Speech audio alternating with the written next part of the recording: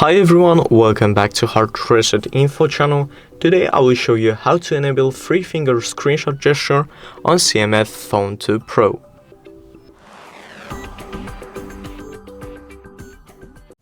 So as you guys see, I'm already on the home screen and I will show you 2 ways how to access the screenshot gesture. So the first one is from the top. You need to slide it down, slide it once again and go into settings.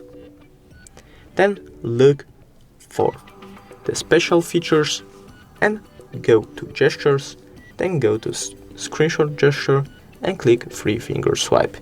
I will show you the second way right now is by sliding down and folding the settings up and doing the same as previous. So just go into gestures and go into screenshot gesture and then I will show you how it works. So all you need to do is just 3-finger swipe, just hold 3 fingers on the phone and go down, and as you see, there's a screenshot. Thank you guys for watching this video. I hope you guys enjoyed. Leave a like and subscribe and see you guys in the next one.